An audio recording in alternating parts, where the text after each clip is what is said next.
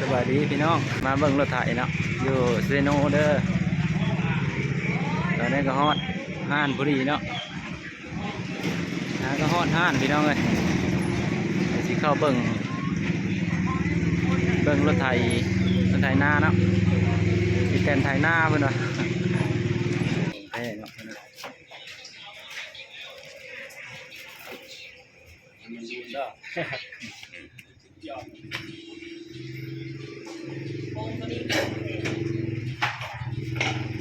แท้จักกระแท้เนาะนะโต๊ะมาทำโต๊ะซ้ำมาตั้งไงนะเอาแล้วโต๊ะมือแตกไม่ได้มาเลยเมื่อยละไปไหมเมื่อย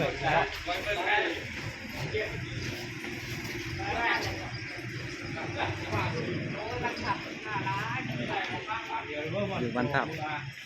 เคยมาหลายคันเติมแล้วมันหน้าเท่ากับแท้กับแท้นะเขาขายกัน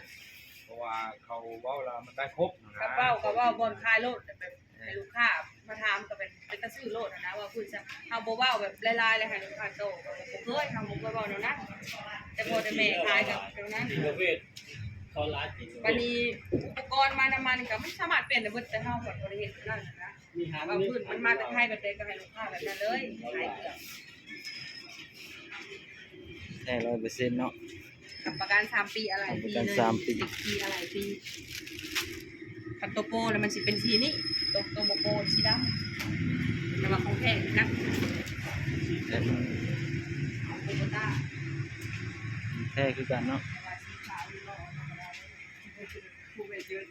หลายพี่น้องเทียบเลยเนาะมีแต่ของแท้ทั้งนั้นใครสนใจก็มาซื้อเลยเด้อ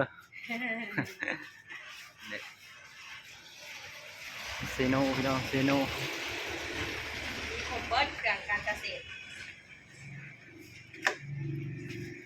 ตรของมันเนาะ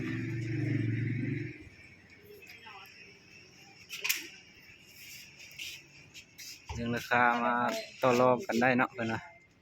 ค่ากันเองเพิ่นนะแท้บ่ซ้ำเลย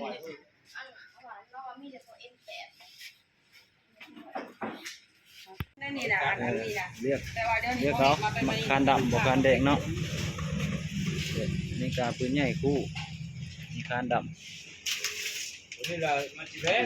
วงซ้อนเนาะตัวนี้ราคาสิแพงลื่นว่าง่ายๆซะตัวนี้แหละบ่ได้มานำรถเป็นเครื่องที่เฮาซื้อมาขายถ้าว่าลูกค้าอยากได้ก็มีแต่ป้าตัวนี้แหละมาไล่เทิร์นกันตื่นเงินเอาเงินเพิ่มตัวนี้พอราคาตัวนี้มันสิสูงลื่นเนาะแม่นตัวนี้มันสิลื่น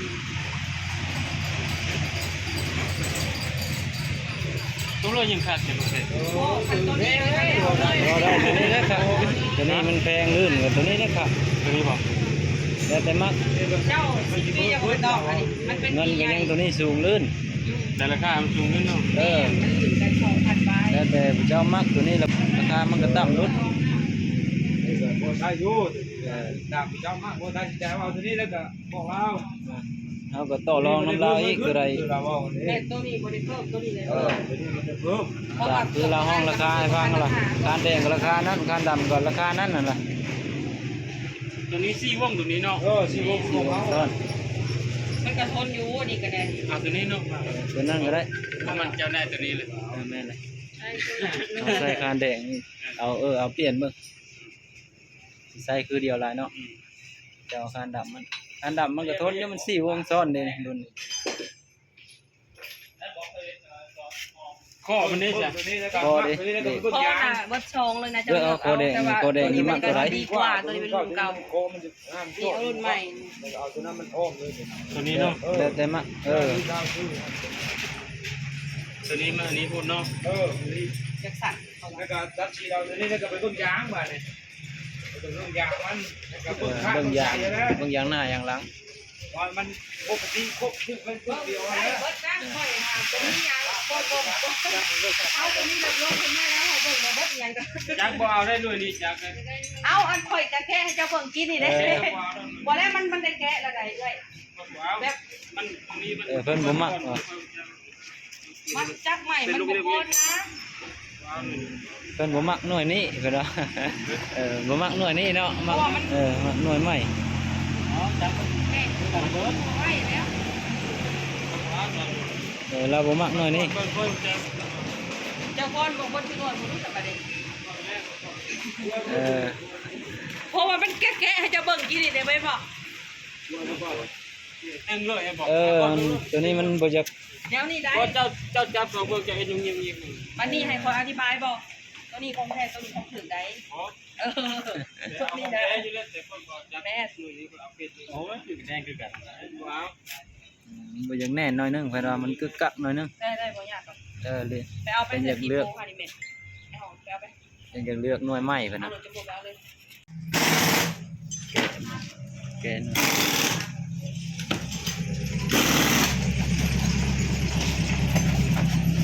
ประกอบโครงแล้วก็เฮ็ดกันเนาะ เออ เขาตั้งไว้เป็นอะไรสิคืนหน่วยนั้นเองบ่ เดี๋ยวรอรุ่นเบิ่งแกะเนาะเป็นรุ่นใดยี่ห้อใดของแท้เนาะแต่เบิ่งว่าแกะเพิ่นว่าของแท้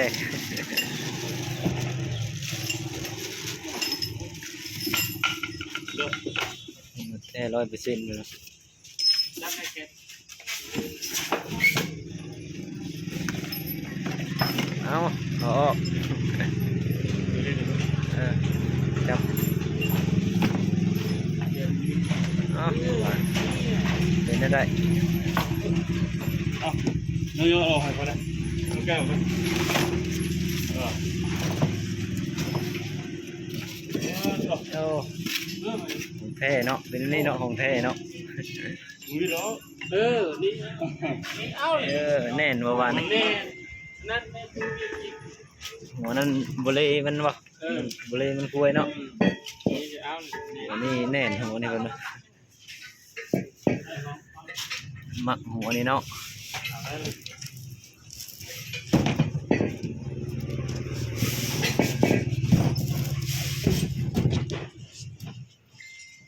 หัวแรกบ่เพิ่นว่าหัวที่สอง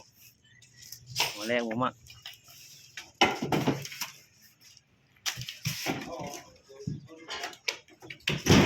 พันตัวนี้ประมาณ38,500พันก่อนเนี่ยไปว่าราคากันแล้วแต่ช่วงบ่ได้ช่วงคือก็มาซื้อนะราคามันบาทแพงนะคะตอนเรามาซื้อแม่ที่เจ้าราเติบได้ไป3 ปีมันเนาะมันยังเองมันนี่นะขอเองมันนี่เขาแปลว่าเป็นไปไหนเจ้าถ้าไม่ต้องไปห่วงซื้อห่วงเกิดอะไรเนี่ยของกินเนี่ยเดี๋ยวมันเปมาแบบเจ้าได้ซื้อเองอันนี้ เจ้าเป็นรอฟังเสียงรอรุ่นมานะเสียงมันสิคักซ้ำใดเนาะ เขาลงมาเบิ่งจะอยู่เงินได้ก็จะซื้อบ่สิ ต้มนัดต้มในพร้อมแล้วปีนเลย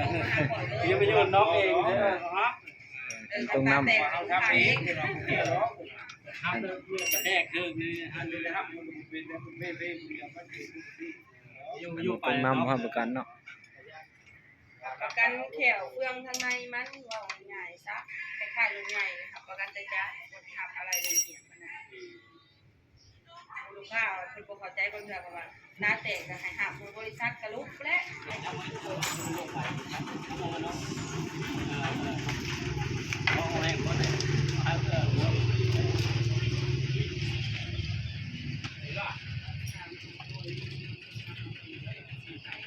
่าโอนบัญชีไทยโอเค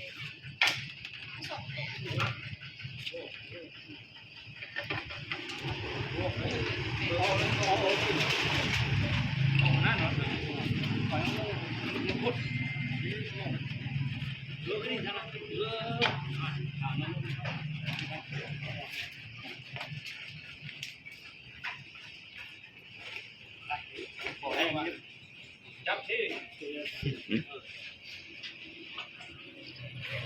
จับมาปั่นเอากันเอานี่เลยโอ้ แค่เขาเช้าวันรักเดียวนั้น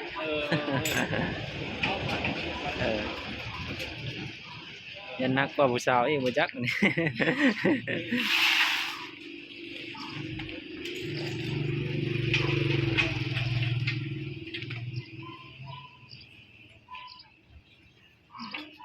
จักขึ้นใส่ก็คือแล้วเนาะ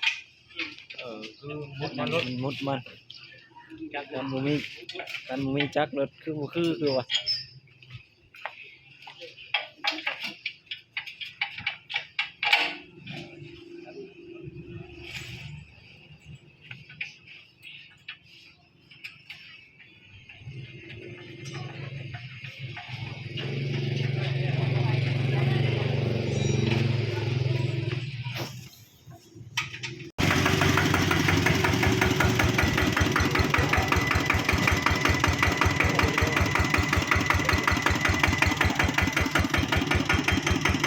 กำลังตีเนี่ย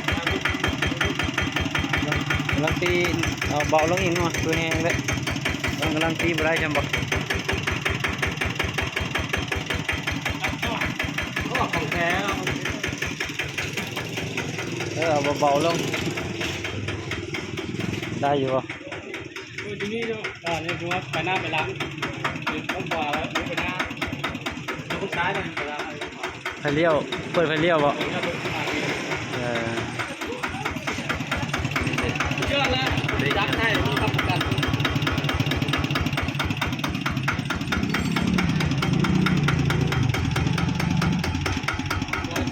มาขอเอาค่อยลงอีกเนาะ ทำนี้นะจับเขาเล่นกับโอ้ยน้องหลอกมันได้จังไงน้อยนะเรื่องว่า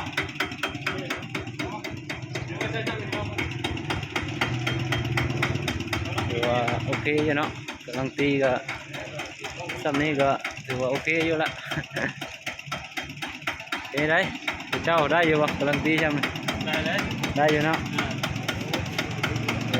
ปกติแล้วเอาเบากว่านี้ก็ยังได้อยู่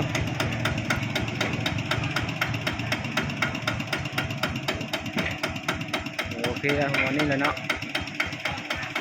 ทำประกัน3 ปีเพิ่นว่าคันโบตกน้ำบ่ปีนบ่หยังทำประกัน3 ปีเนาะอันนี้จะจ่ายเงินเป็นที่เรียบร้อยแล้วพี่น้องยังเหลือแต่ประกอบยางหลักเนาะแล้วก็ก่อคานยังเหลือสำนั้นเนาะ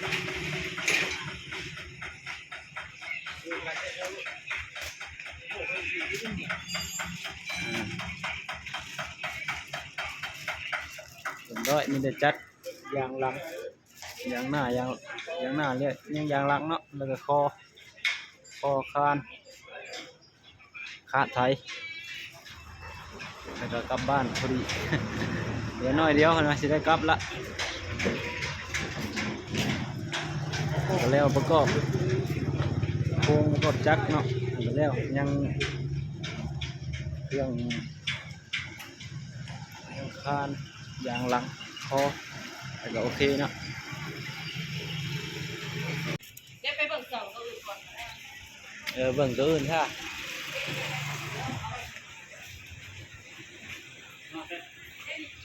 เบิ่งยางหน้ายางหลังต่อเนาะเอาขอติดตามนี่เด้อพี่น้องเด้อทางช่อง YouTube ก็ขอติดตามให้เด้อ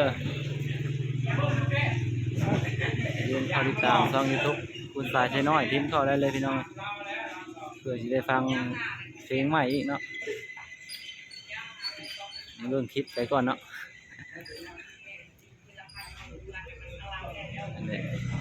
เอาจบคลิปซ้ำนี้ก่อนพี่น้องเลือกเบิ่งอย่างช่วยเขาเจ้ากันเนาะ